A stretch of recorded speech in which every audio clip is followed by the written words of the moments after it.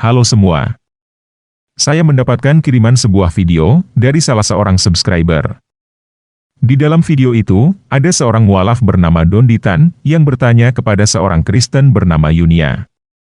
Pertanyaan Donditan kurang lebih seperti ini. Sebagai orang Kristen, kamu percaya bahwa Yesus sudah mati di salib untuk menebus dosa kamu. Berarti kamu cinta kepada Tuhan Yesus kan? Misalnya, kamu dikasih kesempatan melihat Yesus mau disalib. Kira-kira kamu lari seperti murid lain? Atau nolong Yesus supaya tidak disalib? Atau bantuin tentara Romawi salib Yesus? Di situ Yunia menjawab, nolongin Yesus supaya tidak disalib. Kemudian Donditan bertanya kembali kepada Yunia, kalau kamu nolong Yesus supaya tidak disalib, artinya tidak ada penebusan dosa. Dosa kamu tidak ditebus dong? Setelah itu, Yunia terlihat kebingungan. Nah, sebenarnya pertanyaan ini adalah pertanyaan yang bagus. Sayangnya Yunia tidak bisa menjawab dengan baik. Oleh karena itu, pada video ini, saya akan menjawab pertanyaan Donditan dan akan memberikan pertanyaan balik kepada Donditan. Terus terang, saya tidak yakin Donditan akan mendengarkan jawaban saya. Karena, biasanya banyak orang yang cuma mau bertanya, tetapi tidak mau mendengarkan jawaban. Oleh karena itu, sebenarnya saya membuat video ini bukan untuk Donditan, tetapi untuk subscriber saya yang mengirimkan video itu. Mudah-mudahan Donditan mendengarkan jawaban saya, dan mudah-mudahan dia mau menjawab pertanyaan saya. Tetapi kalau dia tidak mendengarkan jawaban saya, dan tidak mau menjawab pertanyaan saya, juga tidak apa-apa. Karena saya tahu, kebanyakan orang, selain tidak mau mendengarkan jawaban, juga tidak mau menjawab pertanyaan. Oleh karena itu, pertanyaan yang saya ajukan, saya tujukan kepada muslim manapun juga, yang sedang menonton video ini. Oke, kita mulai aja ya. Perhatian, perhatian, ini peringatan. Nonton tanpa ragi dapat menyebabkan stroke bagi pecandu ajaran kebencian yang tidak mau bertobat. Si tanpa ragi ini Laskar Kristus. Itu waktu tanpa ragi buat video terakhir itu yang waduh luar biasa itu, bikin darah dingin naik itu. Jadi, buang kebencian Anda sekarang dan gunakan hati nurani yang bersih demi keselamatan Anda. Nah, pertanyaan Donditan ini sebenarnya cukup menarik. Karena berandai-andai kembali ke masa lalu. Apa yang akan kita lakukan jika kita hidup di masa lalu? Dalam hal ini, kasus yang diutarakan adalah jika kita hidup di zaman Yesus dan melihat Yesus akan disalibkan. Apa yang akan kita lakukan jika kita berada di dalam posisi itu? Apakah kita akan kabur seperti murid-murid Yesus? Atau kita akan berusaha menolong Yesus? Atau kita akan membantu tentara Romawi menyalibkan Yesus? Sayangnya, andai-andai yang diutarakan Donditan ini tidak jelas. Apakah maksudnya kita lahir di masa itu? Atau kita kembali ke masa lalu, seperti di dalam film Back to the Future? Nah, kalau maksudnya adalah seperti film Back to the Future, berarti kita masuk ke dalam genre science fiksi. Bagaimana jika kita bisa kembali ke masa lalu dan mengubahnya? Pertanyaan imajinatif seperti ini sering dipakai dalam film-film sains fiksi terkenal, seperti Terminator dan Star Trek. Untuk menjawab pertanyaan sains fiksi seperti ini, tentunya kita harus menjawabnya dengan cara sains fiksi juga. Oleh karena itu, sekarang saya menjelaskan dulu sebuah benda istimewa yang disebut pita Mobius. Sebuah pita Mobius bisa kamu buat dengan menggunakan sebuah kertas yang panjang. Kertas itu kamu pegang pada kedua ujungnya, lalu salah satu ujungnya, kamu putar setengah lingkaran, lalu kamu sambungkan ke ujung yang satunya lagi. Pita Mobius ini sudah ada di gambar-gambar mosaik Romawi kuno sejak abad ketiga. Namun baru dijadikan model matematika pada tahun 1858 oleh August Ferdinand Mobius dan Johann Benedict Listing. Secara matematika, definisi pita Mobius adalah sebuah permukaan dengan hanya satu sisi dan hanya satu komponen batas. Pita Mobius memiliki properti matematis yang tak berorientasi. Hal ini juga dapat disadari sebagai sebuah permukaan teratur. Intinya, jika kamu berjalan terus sesuai dengan jalur pita Mobius, kamu akan sampai ke sisi yang satunya lagi. Dan jika kamu terus berjalan di sisi yang satunya lagi, kamu akan kembali ke sisi yang awal. Nah, supaya tidak terlalu lama, saya tidak akan menjelaskan pita Mobius ini secara matematika lebih lanjut. Tetapi saya akan langsung menerapkannya di dalam contoh kasus pertanyaan kita. 2000 tahun yang lalu, Yesus mati disalibkan. Kemudian misalnya sekarang, 2000 tahun setelah Yesus disalibkan, lahir Don Ditan, yang menggunakan mesin waktu, untuk kembali ke zaman Yesus. Don Ditan kembali ke zaman Yesus, membawa berbagai macam senjata, untuk mencegah Yesus mati disalibkan oleh Romawi. Ceritanya Don Ditan berhasil. Yesus tidak jadi mati disalibkan, dan itu adalah akhir dari satu sisi kisah fiksi. Pertanyaannya adalah, apa yang akan terjadi setelah itu? Yang terjadi selanjutnya, adalah alur cerita kita, mengikuti model pita Mobius. Yang terjadi selanjutnya adalah, jika Yesus tidak jadi mati disalibkan, maka 2000 tahun kemudian, tidak ada Don Ditan yang menggunakan mesin waktu, untuk kembali ke zaman Yesus. Karena tidak ada Don Ditan yang kembali ke masa lalu, untuk mencegah Yesus disalibkan oleh Romawi, maka yang terjadi adalah, Yesus mati disalibkan oleh Romawi. Jadi, jika kita menghayal kembali ke masa lalu seperti itu, dengan menggunakan model matematika pita Mobius, maka hasilnya kita akan kembali kepada Yesus mati disalibkan. Nah, sekarang kita akan menjawab pertanyaan ini, dalam konteks bukan kembali ke masa lalu, seperti yang ada di dalam cerita fiksi. Bagaimana jika kita lahir pada zaman Yesus? Apa yang akan kita lakukan ketika kita melihat Yesus akan disalibkan? Tentunya jawabannya adalah tergantung. Pada saat itu kita lahir sebagai apa? Misalnya, kita lahir sebagai tentara Romawi. Bisa jadi kita menjadi tentara Romawi yang akhirnya menusuk lambung Yesus? Atau bisa jadi kita menjadi tentara Romawi yang ketika Yesus disalibkan, akhirnya berkata, "Sungguh, dia ini adalah anak Elohim." Bagaimana jika kita lahir sebagai orang Yahudi? Bisa jadi kita menjadi orang Farisi yang ikut berteriak supaya Yesus disalibkan?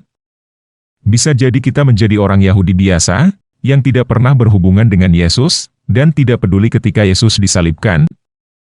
Atau bisa jadi kita menjadi pengikut Yesus? Jadi, pertanyaan ini seharusnya lebih spesifik. Bagaimana jika kita lahir pada zaman Yesus, sebagai apa?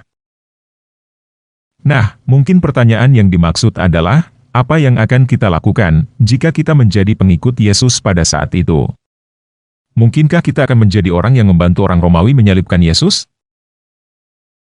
Mungkin saja. Matius 27 ayat 32, Markus 15 ayat 21, dan Lukas 23 ayat 26, mencatat seseorang bernama Simon dari Kirene, yang dipaksa oleh orang Romawi, untuk memikul salib Yesus. Jika saya menjadi Simon dari Kirene, tentunya saya akan merasa bangga, karena saya bisa ikut mengambil bagian dalam sengsara dan penderitaan Yesus Kristus. Sekarang ini, Simon dari Kirene menjadi simbol bagi orang Kristen yang mengalami sengsara dan penderitaan Yesus Kristus di zaman ini. Mungkinkah kita menjadi orang yang berusaha menolong Yesus, supaya Yesus tidak disalib? Mungkin saja. Dan hal itu memang terjadi. Matius 26, ayat 51-54, Markus 14 ayat 47, dan Lukas 22, ayat 50-51, mencatat bahwa ketika Yesus ditangkap di Taman Getsemani, ada salah seorang murid Yesus yang berusaha menolong supaya Yesus tidak disalib. Kita tidak tahu siapa murid Yesus yang melakukan hal itu. Tetapi yang kita tahu, dia berusaha menolong Yesus dengan pedang. Dia melawan pasukan yang ingin menangkap Yesus, bahkan sampai berhasil memotong telinga salah satu tentara yang ingin menangkap Yesus. Tetapi apa yang terjadi kemudian? Yesus sendiri yang menghentikan orang yang berusaha menolong dia itu. Di dalam Matius tercatat, Yesus berkata, "Masukkan pedang itu kembali ke dalam sarungnya. Sebab barang siapa menggunakan pedang, akan binasa oleh pedang. Atau kau sangka, bahwa aku tidak dapat berseru kepada Bapakku, supaya ia segera mengirim lebih dari 12 pasukan malaikat, membantu aku?" Jika begitu, bagaimanakah akan digenapi yang tertulis dalam kitab suci, yang mengatakan bahwa harus terjadi demikian? Bahkan Lukas mencatat bahwa setelah itu, Yesus malah memasang kembali telinga tentara yang sudah putus itu. Jadi, jikalau pada saat itu, kita menjadi orang yang ingin menolong Yesus, supaya Yesus tidak disalibkan, kita tidak akan berhasil. Ini adalah kenyataan, karena pada waktu itu memang ada orang yang ingin menolong Yesus, dan dia tidak berhasil. Selanjutnya, mungkinkah kita ikutan lari seperti murid lain? Sangat mungkin. Bahkan mungkin sekali, kita menyangkal Yesus 3 kali seperti Petrus, karena kita takut ikutan ditangkap. Oleh karena itu, jika kita hidup pada zaman Yesus, entah kita menjadi murid yang membantu Yesus disalibkan, atau menjadi murid yang mencegah Yesus disalibkan, maupun menjadi murid yang kabur ketakutan, kita tidak akan dapat mengubah peristiwa Yesus mati disalibkan. Peristiwa Yesus mati disalibkan adalah sesuatu yang harus terjadi. Itu sebabnya, Yesus telah berkali-kali memberitahukan sebelumnya kepada para muridnya. Walaupun para muridnya tidak mengerti, walaupun para muridnya tidak setuju, seperti Petrus yang menarik Yesus, lalu berusaha meyakinkan Yesus bahwa penyaliban itu tidak akan terjadi, penyaliban itu tetap terjadi. Suka tidak suka, setuju tidak setuju, menderita tidak menderita, sebagai murid Yesus, kita akan melihat Yesus mati disalibkan dengan mata kepala kita sendiri, dan kita tidak bisa berbuat apa-apa. Walaupun misalnya kita sebagai murid Yesus, yang mau menyangkal bahwa Yesus disalibkan, kita tidak akan bisa melakukannya, karena yang melihat Yesus disalibkan, bukan hanya murid Yesus. Ada orang-orang Romawi dan orang-orang Yahudi lain, yang juga menjadi saksi mata, melihat Yesus disalibkan. Dan kesaksian mereka itu tercatat di dalam sejarah Romawi dan sejarah Yahudi, di luar Alkitab. Dengan demikian, penyaliban Yesus adalah fakta sejarah, dengan banyak saksi mata, dari berbagai pihak. Cuma orang bodoh yang percaya kepada satu orang Arab, yang bukan saksi mata, hidup di Mekah nun jauh dari tempat peristiwa, 600 tahun kemudian, dan berkata bahwa Yesus digantikan oleh orang lain yang tidak diketahui. Jadi, jika ada buku yang dianggap turun gedebuk dari langit, berkata bahwa Yesus tidak mati disalibkan, buku itu bertentangan dengan sejarah. Artinya buku itu adalah buku dongeng. Seyakin apapun kamu, bahwa isi buku itu adalah wahyu dari Allah, tetap saja keyakinan kamu itu tidak benar. Bahkan jika kamu menghayal dengan sains fiksi, kembali ke masa lalu untuk menyelamatkan Yesus dari mati disalib, dengan model sains pita Mobius, ujungnya Yesus tetap akan mati disalibkan. Jadi, jika sekarang kamu sudah tahu bahwa informasi Yesus tidak mati disalibkan adalah informasi yang salah, dan kamu tetap ingin membelanya, kamu bukan membela kebenaran. Kamu hanya orang sakit jiwa yang tidak bisa menerima kenyataan. Saya berharap kamu sembuh dari sakit kamu dan belajar untuk menerima kenyataan. Nah, itu adalah jawaban saya untuk pertanyaan Don Ditan mengenai apa yang akan saya lakukan jika saya melihat Yesus akan disalibkan. Sekarang saya ingin memberikan pertanyaan balik untuk Don Ditan dan Muslim lain yang menonton video ini. Simak baik-baik ya. Di dalam buku Tafsir Al-Qurtubi, volume 14, halaman 524, poin ke-10, dikatakan, apabila mata beliau tergerak pada seorang wanita, maka suami wajib mentalak istrinya untuk beliau. Dan Nabi SAW halal menikahi wanita tersebut. Ibnu Al-Arabi berkata, beginilah yang dikatakan oleh Imam Al-Haramain. Penjelasan serta contohnya sudah banyak disebutkan oleh para ulama, yaitu cerita Zaid dan istrinya. Nah, saya tidak tahu apakah kamu tahu tentang cerita Zaid dan istrinya. Jadi saya ceritakan sepintas aja, supaya kita semua tidak ada kesalahpahaman tentang apa yang kita bahas. Tafsir Al-Qurtubi, volume 14, halaman 471, menyatakan bahwa Zaid diangkat sebagai anak oleh Rasulullah SAW, sedari ia masih kecil sekali. Bahkan orang-orang sekitarnya pun memanggilnya dengan sebutan Zaid bin Muhammad. Tafsir Al-Qurtubi, volume 14, halaman 464-466, menceritakan bagaimana Muhammad menikahkan Zaid dengan Zainab binti Jahsy. Tafsir Al-Qurtubi, volume 14, halaman 465, menjelaskan bahwa Zainab adalah sepupu Muhammad, anak dari bibinya. Tafsir Al-Qurtubi, volume 14, halaman 473, menyatakan bahwa beberapa ulama, di antaranya Qatadah, Ibnu Zaid, At-Tabari, dan beberapa ulama tafsir lainnya, menyebutkan bahwa Nabi SAW memiliki sedikit ketertarikan terhadap Zainab binti Jahsy. Padahal pada saat itu, Zainab masih berstatus sebagai istri dari Zaid. Beliau menantikan, bila tiba waktunya Zaid menceraikan Zainab, maka beliau akan menikahinya. Muqatil berkata, setelah Nabi SAW menikahkan antara Zaid dan Zainab binti Jahsy, Zainab pun menetap di kediaman Zaid. Kemudian pada suatu hari, Nabi SAW mengunjungi Zaid untuk menanyakan kabarnya. Namun di rumah Zaid, Nabi SAW hanya melihat Zainab, yang pada saat itu sedang berdiri mengerjakan sesuatu. Zainab terlihat sangat cantik ketika itu. Wajahnya putih menawan, dan tubuhnya ramping menakjubkan. Seorang wanita Quraisy yang hampir sempurna, membuat Nabi SAW tertarik kepadanya.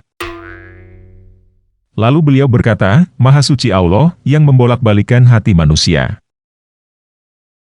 Zainab kemudian tersentak, karena mendengar ucapan beliau. Setelah Zaid tiba di rumah, Zainab langsung menceritakan hal tersebut. Mendengar itu, Zaid pun langsung mengerti. Lalu Zaid berkata kepada Nabi SAW, Wahai Rasulullah, izinkan aku menceraikan Zainab, karena ia terlalu tua bagiku, hingga membuatku terlalu hormat kepadanya. Apalagi ia juga sering menyakiti hatiku melalui kata-katanya. Nabi SAW pun menjawab, pertahankanlah istrimu, dan bertakwalah kepada Allah. Bahkan ada sebuah riwayat, yang menyebutkan bahwa pada waktu itu, ada angin yang berhembus sedikit kencang, hingga membuka tirai rumah Zaid. Zainab yang berada dalam rumah tersebut, dengan hanya mengenakan pakaian rumahnya, terlihat oleh Nabi SAW dari luar rumahnya. Beliau kemudian tertarik dengan apa yang dilihatnya. Dan Zainab pun merasakan ketertarikan Nabi SAW itu. Zainab kemudian menceritakan kejadian itu kepada Zaid.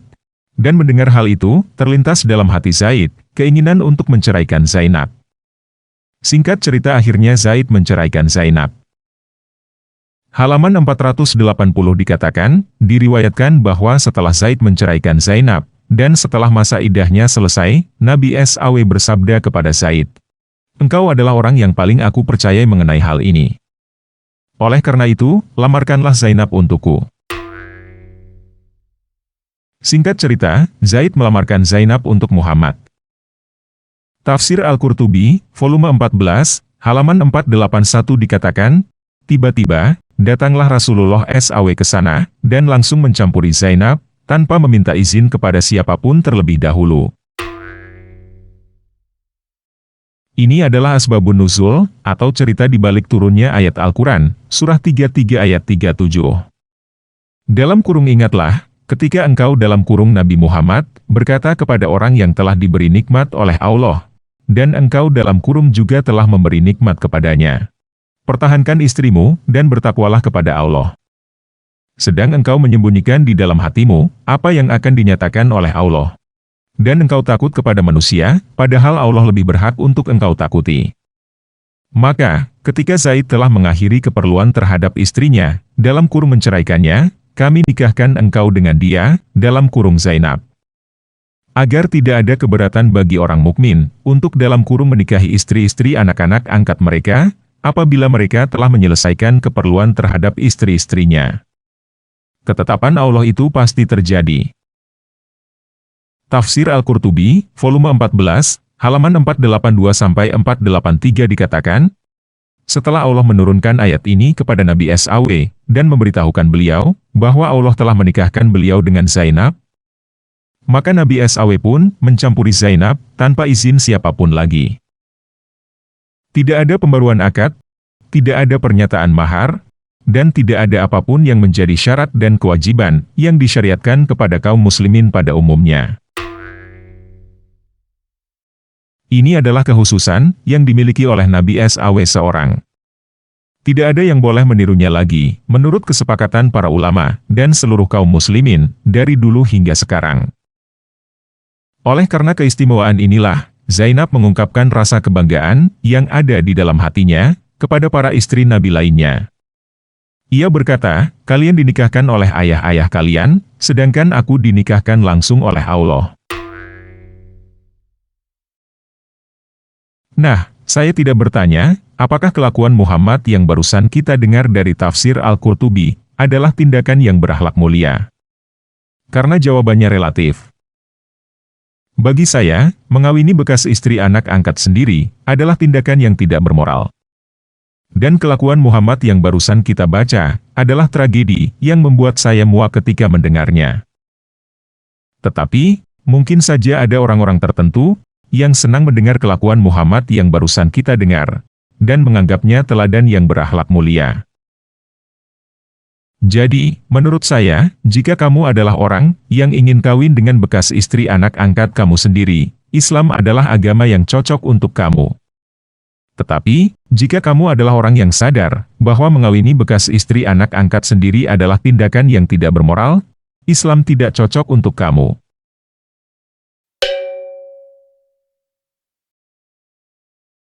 Saya juga tidak bertanya, jika kamu hidup di zaman Muhammad, dan Muhammad melihat istri kamu, lalu ingin mencampuri istri kamu, apakah kamu akan menceraikan istri kamu, atau mempertahankannya?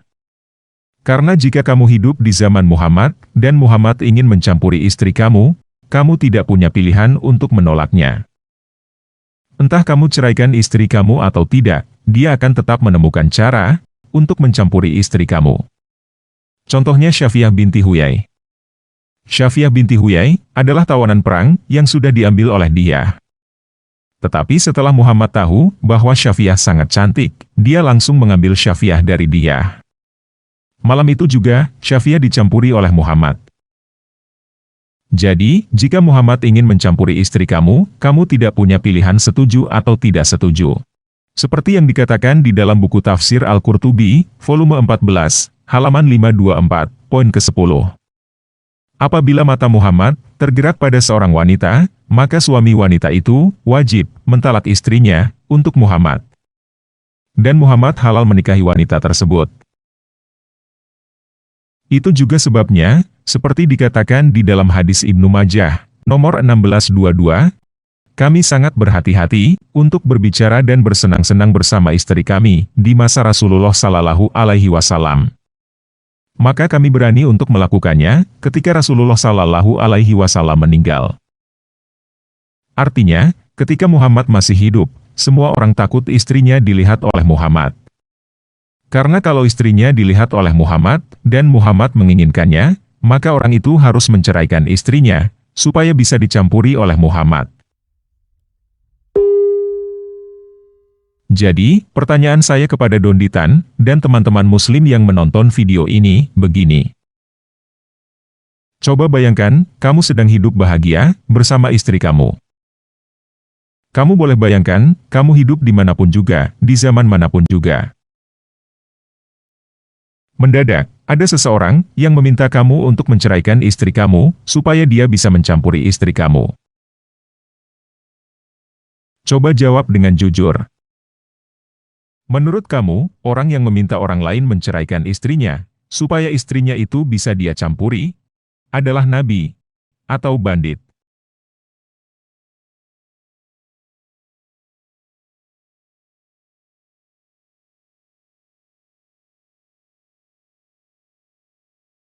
Bagaimana jika orang itu mengaku bahwa dia adalah nabi? Saya tidak bertanya, apakah kamu akan menyerahkan istri kamu? Tetapi saya bertanya, jika orang yang meminta kamu bercerai supaya dia bisa mencampuri istri kamu itu mengaku nabi, kamu menjadi percaya bahwa dia adalah nabi, hanya karena dia mengaku dirinya nabi?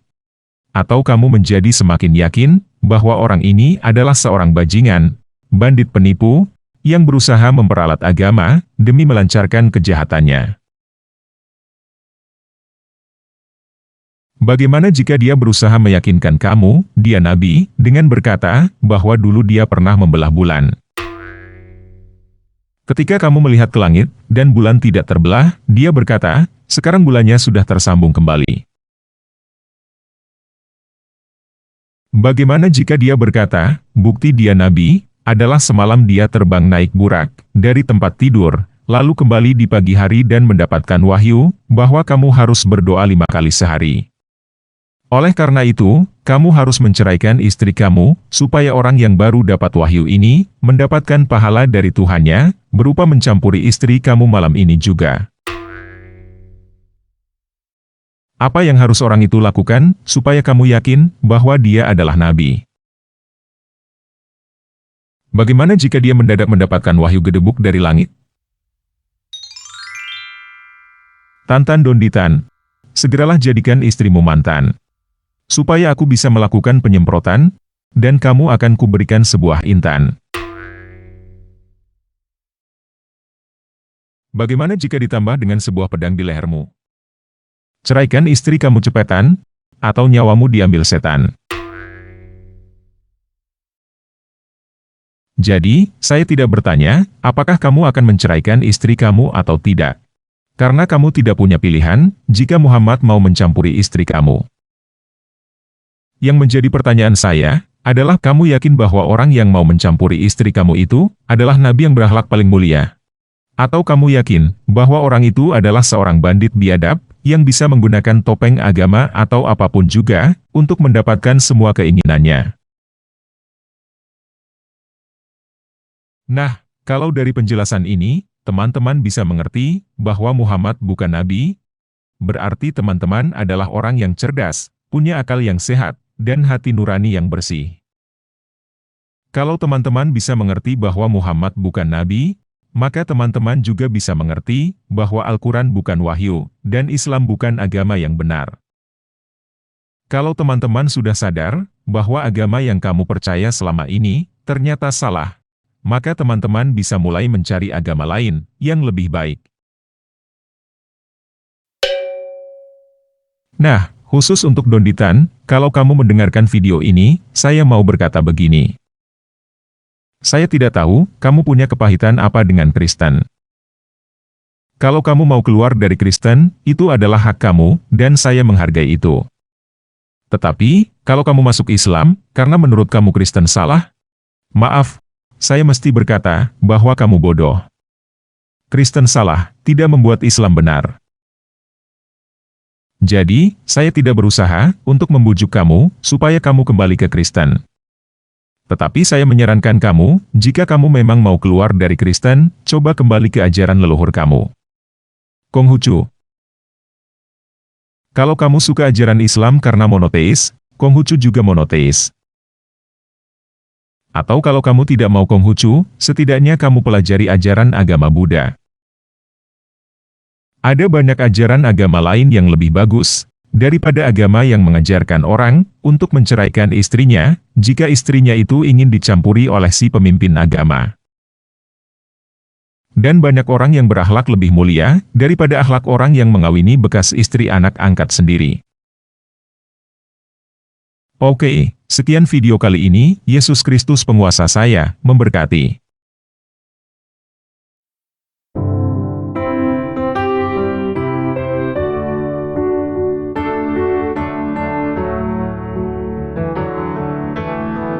Perjalanan hidupku mencari arti diri, ku menemukan damai dari nama yang kekal. Dia cukupi nafkahku, Dia beri kesehatan, cinta dan kehidupan, tak kurang ku dapatkan. Syukurku Tuhan atas karunia-Mu, walau sederhana hatiku bahagia. Emas dan berlian kasih cintamu jadi harta hidupku.